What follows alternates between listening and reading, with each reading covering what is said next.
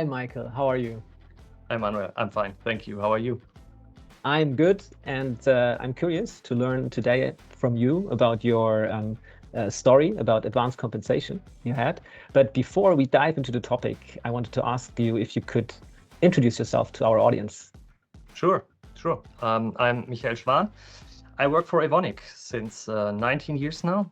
Being a chemist by training, I started in the more chemical and lab environment, but since more than almost 15 years now, I'm in HR, and since 4 years, I'm the head of compensation for all compensation and grading related topics here at Evonik.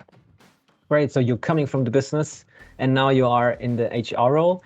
And we wanted to talk about advanced compensation. What was your challenge, or you were facing?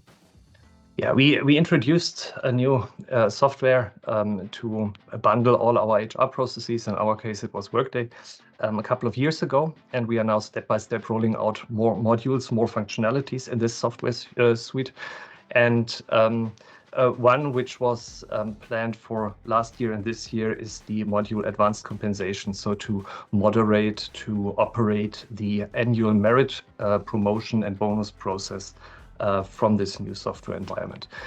We come from a history, like I think many companies do, which was an Excel-based process where we were handling literally hundreds, close to 1,000 different Excel spreadsheets in all these more than 100 countries in which Evonik is operating, cutting them, distributing them, reconsolidating them, and bringing them finally then into the payroll processes was a very manual process, and we now thought it's a good time to automate it, to modernize the process, and to bring everything into the Workday environment. That's where we came from. The challenge is when you want to build such a process, automate such a process, you very strongly build on data quality in the system. It starts from your organizational setup. It goes to data on bonus potentials, different contract types, and so on and so forth.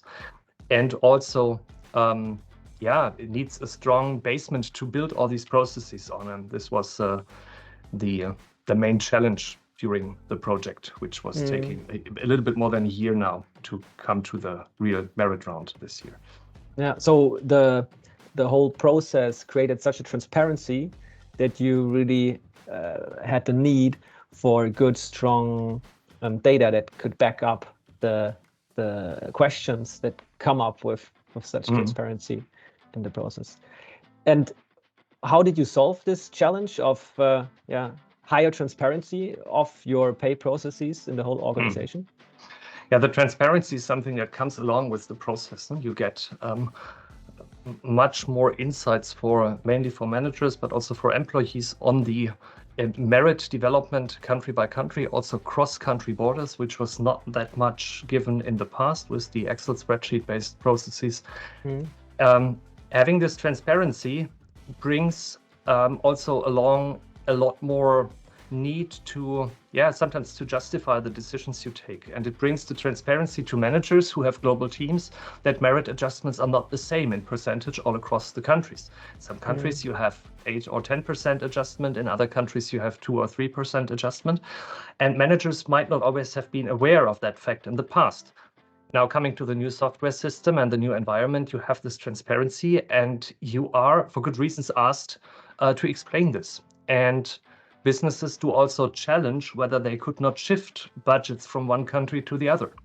Many businesses come from a global scope where they drive their sales, their turnover. And of course, they're used to think globally. And it needs a good amount of explanation and safety on the own data and the own decisions and trust and belief to explain why countries have different merit budgets. And this brings us to the point where we strongly build also on the data which we get from Korn Ferry, where we learn about our own positioning in the market in the respective countries, where we get information about the expected merit developments, merit adjustments in the countries. And having a high trust into this data is paramount to drive, explain, and sometimes also defend such a global transparent system as we have it now. So you can really focus on the work to be done and use the data to really explain your decision and explain why the decisions were taken in the way they were taken. Now, what would you say? You are now, I think, in the first round, right? You had the first year done. What was the result so far? The result was, from an HR internal point of view, of course, you always see the tiny things that still needs to be cleaned up, which was to be expected for a global run the first time after a bit more than a year of process phase, with 14,000 employees being merit eligible in more than 70 different countries and legal entities. From the feedback we get from the business and the HR colleagues, it was a very successful round. Managers very much appreciate the transparency. They appreciate the usability. They need to understand sometimes the rules in the background that needs to be explained clearly. For example, looping back to you cannot shift budgets from one country to the other. Yeah. But the overall result is a very successful run for the current year. Great. Thank you so much, Michael, for sharing these insights. And I'm sure colleagues out there are interested, and maybe we get a few comments or questions, and I'm sure you're happy to also answer or get in touch. And yeah, thank you very much. Have a wonderful day. And thank you, Manuel. See you next time. See you. Bye-bye.